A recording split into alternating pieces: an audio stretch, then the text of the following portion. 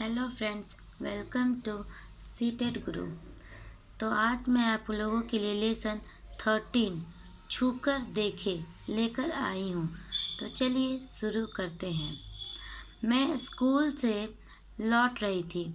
घर पर दो लोगों को अपनी बात सबसे पहले बताना चाहती थी। वे मेरी बातों में से सबसे ज़्यादा खुश होते हैं। पहली तो है मेरी नानी। वे उत्सुक रहती हैं मेरी बातें सुनने को। वे मेरे स्कूल से लौटने का इंतज़ार करती हैं। उनकी उम्र कुछ ज़्यादा है और उनकी कमर में भी दर्द रहता है। नानी ऊंचा सुनती हैं और दिखता भी कम है। रोज सुबह पापा उनको अखबार जोर जोर से पढ़कर सुनाते हैं। नानी अपना बाकी सारा काम खुद करती है। उनकी कोई मदद करे तो वे परेशान हो जाती हैं। दिखता है कम, पर सब्जी काटने का बहुत शौक है। कहती हैं आजकल के बच्चों को सब्जी भी काटनी नहीं आती, मोटा मोटा और टेढ़ा मेढ़ा काट कर रख देते हैं। तो कोई एक बच्ची है, कोई एक लड़की है जो कि अपना जो भी स्कूल में जो भी उसका एक्टिविटी होता है, जो भी बातें होती है, वो अपने घर के फैमिली मेम्बर से शेयर करती है। तो जिसमें वह सबसे पहले अपनी नानी को अपनी बातों को बताती है। चूँकि उसकी नानी बूढ़ी है, इसलिए उनको थोड़ा कम सुनाई देता है। इसलिए उनके डैडी उनको ज़ोर ज़ोर से अखबार पढ़कर सुनाते हैं। दूसरे हैं रवि भैया। देख सकते हैं कि ये है रवि भैया। पिक्चर में आप देख सकते हैं कि ये है रवि भैया। रवि भैया हमारे घर में ही रहते हैं। मैं उन्हें रवि भैया कहती हूँ और वे मेरे पापा मम्मी को कहते हैं भैया और भाभी। तो भैया भाभी ये कहते हैं रवि भैया। हमारा क्या रिश्ता है मैं नहीं जानती, पर वे हैं मेरे प्यारे भैया। वे मेरे सवालों का उत्तर देने के लिए हमेशा तैयार रहते हैं। कभी नहीं कहा बाद में बताऊंगा। रवि भैया कॉलेज में पढ़ाते हैं। कॉलेज के बच्चे उनकी बहुत इज्जत करते हैं। कुछ तो उनसे पढ़ने घर भी आते हैं। रवि भैया को संगीत सुनने, नाटकों में भाग लेने, दोस्तों के साथ घूमने और बातें करने का बहुत शौक है। खूब हंसते हंसाते भी हैं। भैया जब घर के बाहर जाते हैं तब एक सफ़ेद छड़ी ले जाते हैं। उनको घर के अंदर घूमता देख कोई नहीं कह सकता कि उन्हें दिखता नहीं है। तो जैसे कि इस कहानी से पता चल रहा है कि रवि भैया को दिखाई नहीं देता है, परंतु वो अपने सारे काम खुद ही करते हैं। उनकी कोई हेल्प भी करे तो उन्हें अच्छा नहीं लगता है। वे अपना काम स्वयं करना चाहते हैं। कोई उन्हें ज़बरदस्ती सहारा दे तो वे नाराज़ हो जाते हैं। जब कभी उन्हें मदद की ज़रूरत होती है तो वे मांग लेते हैं। कुछ बच्चे रवि भैया से कॉलेज की किताबें ले जाते हैं और कुछ दिन बाद किताबों के साथ उन्हें टेप दे जाते हैं। रवि भैया टेप पर ही उन किताबों को सुनते रहते हैं।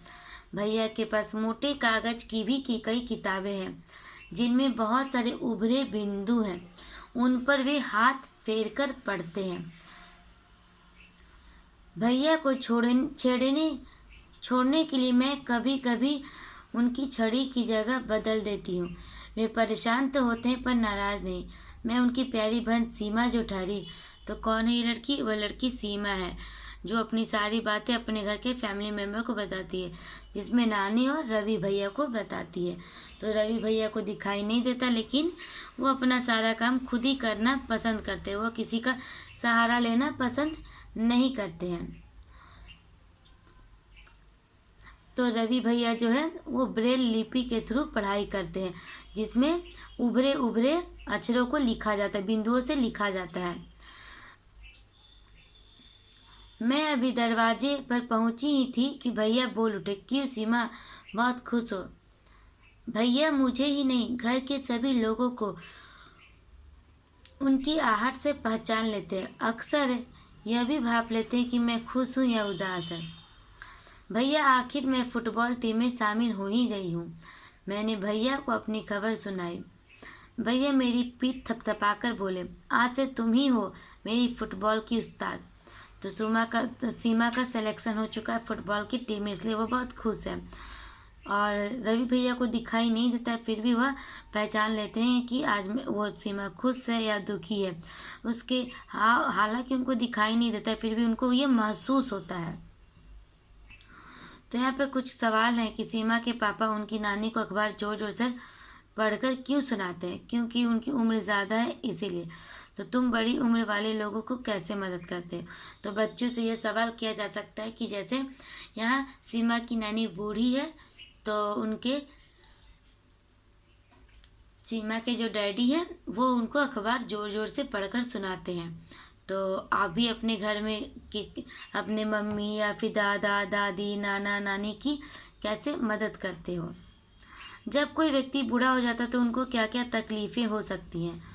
तो बच्चों से यह भी पूछा जा सकता है कि कोई व्यक्ति जब बूढ़ा हो जाता है, जैसे कि उनको खाने में प्रॉब्लम होता है, दिखाई थोड़ा कम देता है, सुनाई कम देता है, थोड़ा बॉडी का ऑर्गन्स भी थोड़ा कमज़ोर हो जाता है। तो ये सारी प्रॉब्लम्स ओल्ड पीपल्स को होती हैं। रवि भैया बिना देखे कई सारी बातें कैसे जान जाते हैं? क्योंकि उन्हें वह महसूस करते हैं, वो फील करते हैं, जिसके थ्रू वह जान जाते हैं। कहानियों में बच्चे रुचि लेते हैं और कहानी के पात्रों की मदद से संवेदनशीलता पैदा की जा सकती है। तो बच्चे जो है किसी भी स्टोरी को बड़े इंटरेस्ट के साथ सुनते हैं, उन्हें अच्छा लगता है कहानी। तो कहानी के थ्रू बच्चों के अंदर टीचर संवेदनशीलता ला सकते हैं। बच्चे टीचर बता सकते हैं कि देखो ये रवि भैया है, इनकी जो सिचुएशन है ऐसे ऐसे है, और वो बिना सहारा वो अपने काम ऐसे करते। तो बच्चे क्या होंगे, उस पात्र के साथ अपने आप को जोड़ पाएंगे, जिसकी वजह से उनके अंदर संवेदनशीलता आएगी।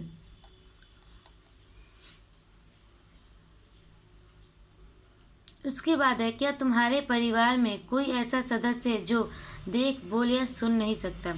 क्या तुम किसी ऐसे व्यक्ति को जानते हो, इनके काम में लोग कैसे मदद करते हैं? तो यह बच्चों से पूछा जा रहा है कि तुम ऐसे किसी व्यक्ति को जानते हो जिन्हें जो देख नहीं पाते या फिर बोल नहीं पाते हैं।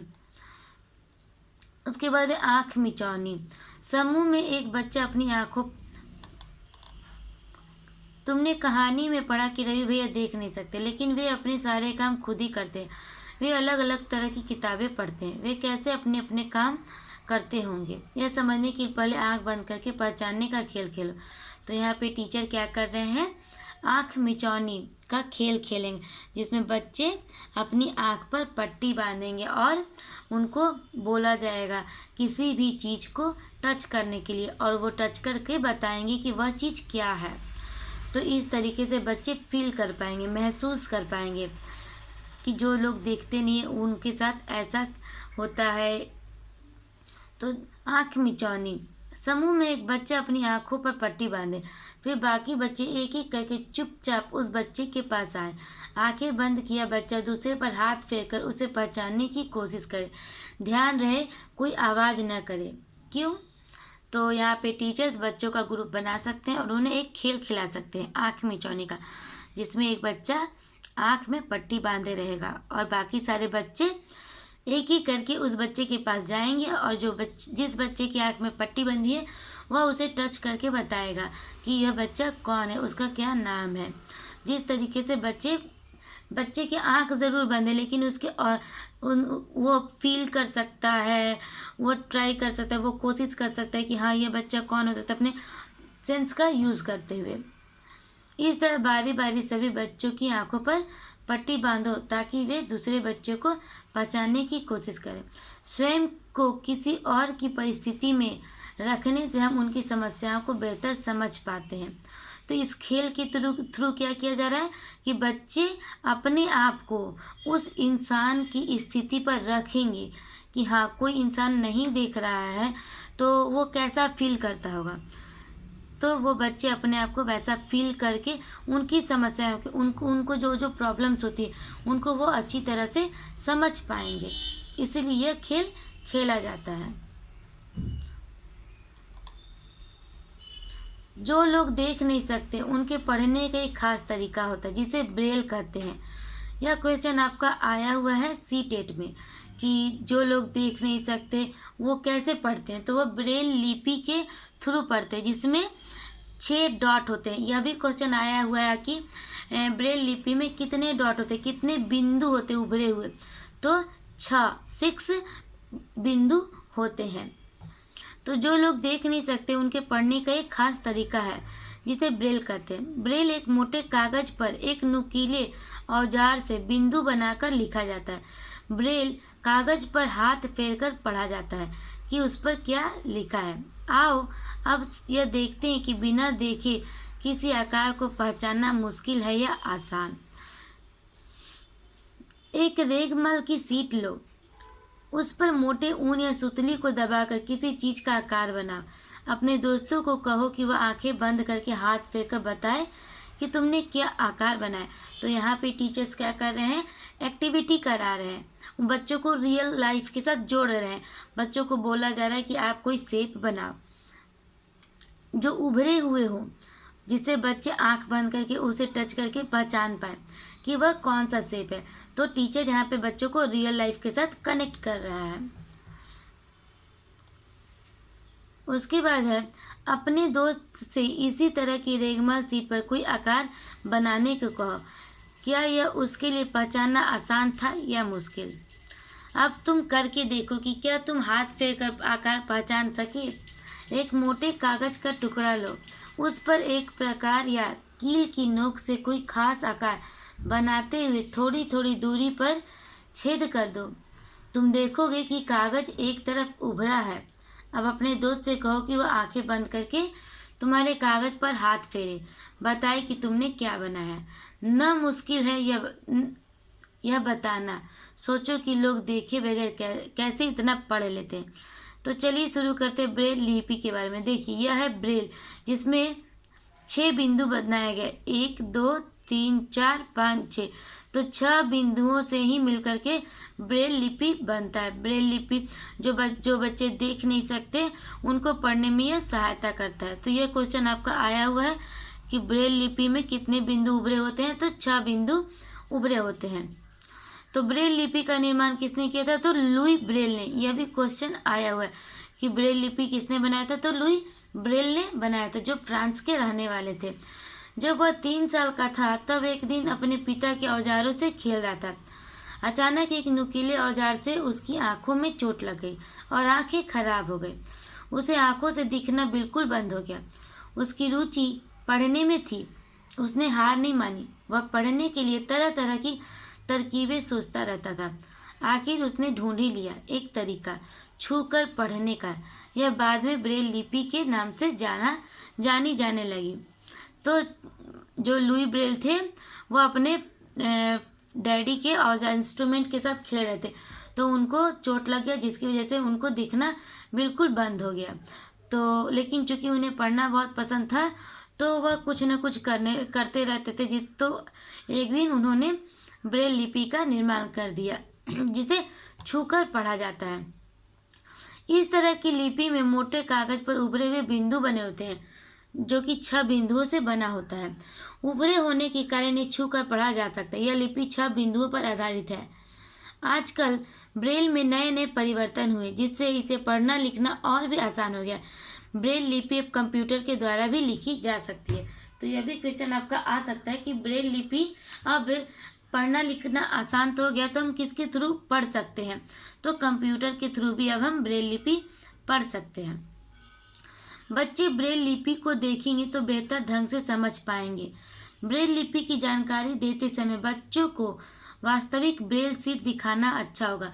तो यहाँ टीचर्स क्या करेंगे कि टीचर्स ब्रेल शीट बच्चों को दिखाएंगे, जिससे बच्चे उसे टच कर पाएंगे, समझ पाएंगे हाँ इसमें 6 बिंदु है, उभरा हुआ यह होता है। तो बच्चे रियल चीज़ को देख करके अच्छे से समझ पाएंगे। फिर उन्हें वह कॉन्सेप्ट हमेशा के लिए याद रहेगा, उनके माइंड में रहेगा। तो दोस्तों, यह था आपका आज का लेसन, छूकर देखो। उम्मीद है कि आज का लेसन आपको पसंद आया होगा। अगर मेरा वीडियो आपको अच्छा लगता है तो मेरे वीडियो को लाइक, शेयर और सब्सक्राइब ज़रूर कीजिएगा।